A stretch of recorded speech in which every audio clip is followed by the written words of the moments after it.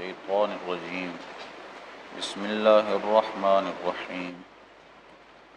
والوالدات يرضعن أولادهن حولين كاملين لمن أراد أن يتم الرضاعة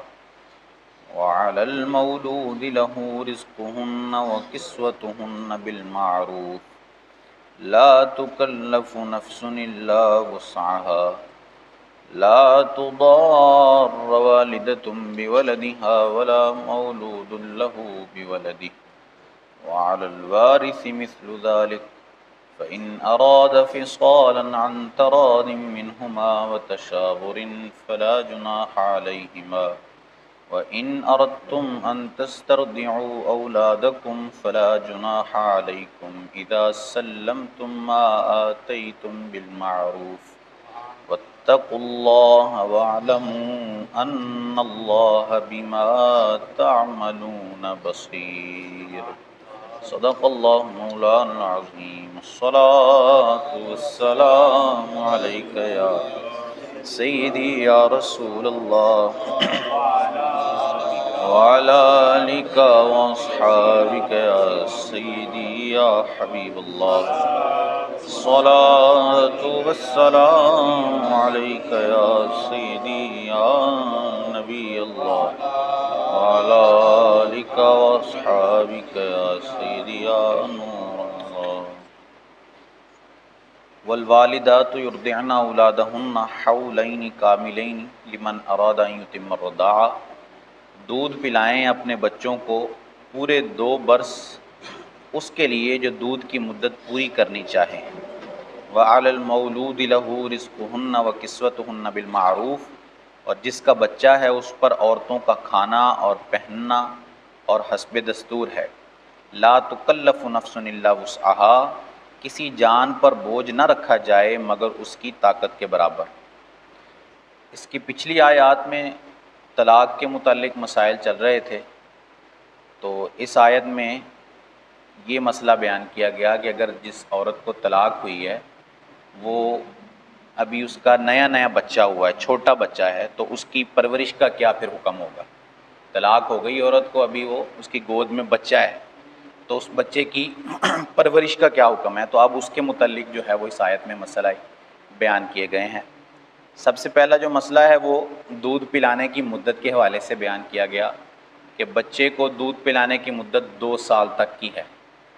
2 سال تک کی مدت ہے، 2 سال کے بعد دودھ پلانا یہ ناجائز ہے اور جو پلائے گا وہ گناہگار ہوگا۔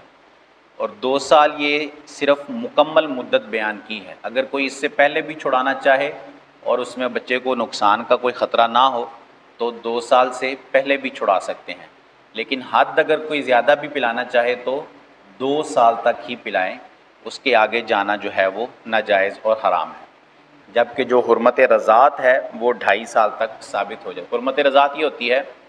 کہ رضاعی رشتہ قائم کرنا، دودھ کا رشتہ جو ہوتا ہے بچے کے ساتھ، وہ جو رشتہ ہے وہ 2.5 سال تک بھی قائم ہو سکتا ہے کہ بچہ ابھی 2.5 سال کا نہیں ہوا، اس سے پہلے اگر کوئی عورت اس کو دودھ پلا دیتی ہے تو وہ اس کی رضائی ماں بن جائے گی،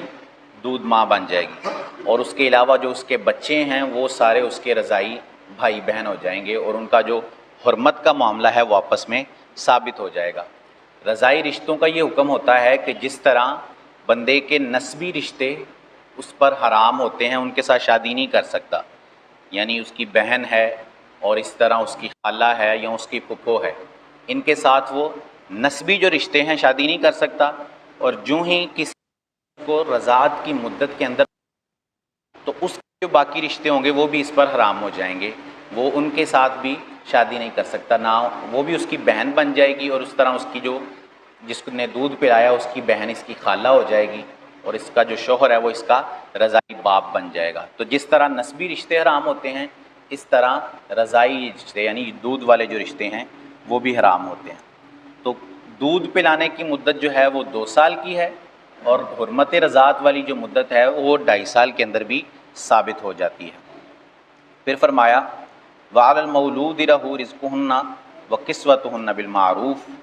اور بچے جس کا بچہ ہے یعنی جو باپ ہے بچے کا، اصلاً وہ اگر ماں دودھ نہیں پلاتی، ورنہ تو ماں پر دودھ پلانا واجب ہے، ماں پر اپنے بچے کو دودھ پلانا واجب ہے، لیکن اس کی شرط یہ ہے کہ باپ اتنا قدرت نہیں رکھتا کہ کسی دوسری عورت کو دودھ پلانے کے لیے مقرر کر سکے، اس کو پیسے دے کر اس کو مقرر کر سکے، یا پھر بچہ جو ہے وہ ماں کے علاوہ کسی کا دودھ پیتا نہیں ہے۔ خاص اگر ماں کے دودھ پر ہی بچے کی پرورش موقوف ہے تو ماں پر اپنے بچے کو دودھ پلانا واجب ہے،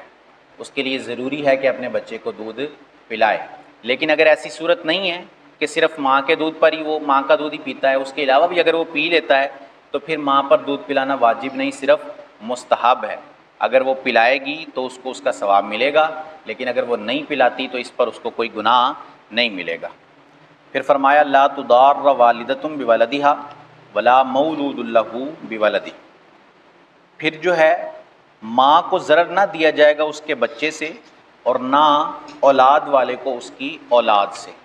یعنی ماں کو ضرر دینا تو یہ کہ ماں کو مجبور کیا جائے کہ تم دودھ پلاؤ، شوہر اپنی بیوی کو مجبور نہیں کر سکتا کہ تم بچے کو دودھ پلاؤ۔ بچے کی پرورش کا جو سارا ذمہ ہے وہ شوہر کے اوپر، مرد کے اوپر ہے۔ اگر وہ عورت یعنی اس کی بیوی دودھ نہیں پلاتی تو اس پر ضروری ہے کہ کوئی دوسری عورت اجرت پر مقرر کرے، اس کو پیسے دے اور اس کے ذریعے جو ہے وہ اس اپنے بچے کی پرورش کروائے، یہ اس کے لیے ضروری ہے۔ یہاں یہ حکم بیان کیا گیا۔ فَإِنْ أَرَادَ فِصَالًا عَنْ تَرَادٍ مِّنْهُمَا وَتَشَاوُرٍ فَلَا جُنَاحَ عَلَيْهِمَا، پھر اگر ماں باپ دونوں آپس کی رضا اور مشورے سے دودھ چھڑانا چاہیں تو ان پر گناہ نہیں۔ یہ مسئلہ پہلے ہی بیان کر دیا کہ اگر 2 سال سے پہلے ہی اگر وہ دونوں رضامندی کر کے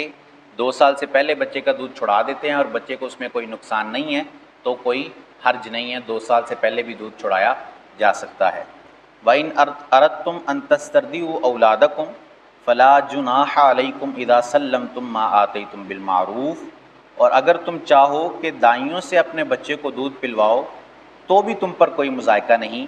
جبکہ جو دنیا ٹھہرا تھا بلائی کے ساتھ انہیں ادا کر دو۔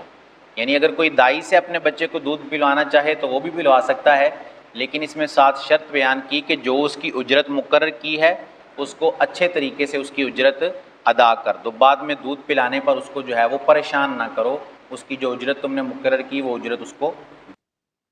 واتقوا اللہ واعلموا ان اللہ بما تعملون بصیر، اور اللہ سے ڈرتے رہو اور جان رکھو کہ اللہ تمہارے کام دیکھ رہا ہے۔ یعنی لوگ نہیں دیکھتے ہمارے کام، لیکن اللہ عز و جل کے کوئی بات کوئی چیز چھپی ہوئی نہیں ہے۔ ہم جو کرتے ہیں چھپ کر بھی کریں تو ہم سمجھتے ہیں کہ شاید ہم لوگوں سے بچ گئے، لیکن لوگوں سے تو بچ گئے، لیکن اللہ جو ہے وہ حاضر و ناظر ہے، ہر چیز کو دیکھتا، ہر چیز کو سنتا ہے۔ تو ہم اگرچہ چھپ کے بھی کوئی کام کرتے ہیں تو وہ اللہ عز و جل کے علم میں موجود ہے۔ والذین یتوفون منکم ویذرون ازواجا یتربصن بانفسہن اربعۃ اشہر وعشرا، اور تم میں سے جو مریں اور بیویاں چھوڑیں تو وہ 4 مہینے 10 دن اپنے آپ کو روکے رہیں۔ فَإِذَا بَلَغْنَ أَجَلَهُنَّ، تو جب ان کی عدت پوری ہو جائے، فَلَا جُنَاحَ عَلَيْكُمْ فِيمَا فَعَلْنَ فِي أَنفُسِهِنَّ بِالْمَعْرُوفِ، تو اے والیو تم پر مواخذہ نہیں اس کام میں جو عورتیں اپنے معاملے میں موافق شرع کریں۔ واللہ بما تعملون خبیر، اور اللہ کو تمہارے کاموں کی خبر ہے۔ پہلی آیات میں جو طلاق کی عدت بیان کر دی گئی ہے وہ ان عورتوں کی طلاق کی عدت تھی کہ جن کو طلاق ہو گئی۔ یہاں پر وہ بیان کر رہے ہیں کہ جس عورت کا شوہر مر جائے تو وہ کتنی دیر عدت کرے گی۔ اس کی عدت قرآن پاک نے بیان کی کہ وہ 4 ماہ 10 دن جو ہے وہ عدت پوری کرے گی، لیکن یہ اس وقت ہے کہ جب اس کا شوہر چاند کی پہلی تاریخ کو فوت ہو۔ اگر درمیانے ماہ اس کا شوہر فوت ہوتا ہے تو وہ 130 دن یعنی 4 ماہ مکمل کرے گی، اوپر والے جو 10 دن ہیں وہ اس کو پورے کرنے کی حاجت نہیں ہے۔ جب چاند کی پہلی تاریخ کو شوہر فوت ہوا ہے تو اس وقت اس کے لیے ضروری ہے کہ 4 ماہ 10 دن جو ہے وہ پوری کرے۔ اور جو وفات والی عدت ہے، یعنی اگر شوہر فوت ہوا اور اس کی عدت گزارنا، یہ والی جو عدت ہے یہ ہر ایک پر ضروری ہے، چاہے وہ عورت جو ہے جوان ہے ابھی، چاہے وہ بوڑھی ہو چکی ہے، اور چاہے 100 سال اس کی عمر ہو چکی ہے۔ ہمارے ہاں یہ ہوتا ہے کہ 50 سال 60 80 سال کی عمر کی عورتیں جو ہے وہ عدت کو کچھ سمجھتی نہیں ہیں، حالانکہ ان پر بھی عدت گزارنا ضروری ہے۔ اور جو وفات والی عدت ہے اس کے اندر، اور جو طلاق بائنہ والی، طلاق بائنہ ہوتی ہے کہ اس میں بندہ اپنی بیوی سے رجوع نہیں کر سکتا. تو یہ جو عدتیں ہیں، ان عدت کے اندر عورت کے لیے ساج سنگھار کرنا یہ ممنوع ہے، ناجائز ہے. اور اسی طرح اپنے گھر سے باہر نکلنا یہ بھی اس کے لیے ناجائز اور حرام ہے. اگر وہ نکلیں گی تو ان پر جو ہے وہ اس کو گناہ ہوگا. تو 4 ماہ 10 دن جو ہے وہ یہ وفات کی عدت بیان کی گئی ہے. لیکن اس میں ایک شرط ہے کہ اگر وہ عورت حاملہ ہو، اس کا شوہر فوت ہوا اور وہ عورت حاملہ تھی، امید سے تھی، تو اب اس کی جو عدت ہے وہ 4 ماہ 10 دن نہیں ہوگی، بلکہ اب اس کی عدت بچہ جننے تک ہوگی. جب تک بچہ پیدا نہیں ہوتا تب تک وہ عدت میں ہی رہے گی. جب بچہ پیدا ہو گیا تو تب جو ہے وہ اس کی عدت پوری ہو جائے گی. یہ یہاں پر عدت کا حکم اس آیت کے اندر بیان کر دیا گیا. اللہ عز و جل سے دعا ہے کہ اللہ عز و جل ہمیں شرعی معاملات کی سمجھ عطا فرمائے. آمین بجاہ خاتم النبیین. اللہم صلی علی سیدنا و مولانا محمد معدن الجود والکرم وعلی آلہ واصحابہ وبارک وسلم. مالک کریم عز و جل نماز فجر ادا کرنا، درس کرنا اپنی بارگاہ میں قبول فرما. غلطیاں، کوتاہیاں، گناہ، خطائیں، لغزشیں اپنی رحمت، اپنے کرم سے معاف فرما. ہم سب کی، ہمارے ماں باپ کی اور رسول اللہ صلی اللہ علیہ وسلم کی ساری امت کی بخشش فرما. ہم سب کو خلوص و استقامت سے 5 وقت بعد جماعت نماز ادا کرنے کی توفیق عطا فرما. ہم سب پر، ہمارے گھر والوں پر اپنی رحمت کی نظر فرما. سبحان ربک رب العزت عما یصفون وسلام علی المرسلین والحمد للہ رب العالمین. وصلی اللہ تعالی علی حبیبہ سیدنا و مولانا محمد وعلی آلہ واصحابہ اجمعین برحمتک یا ارحم الراحمین.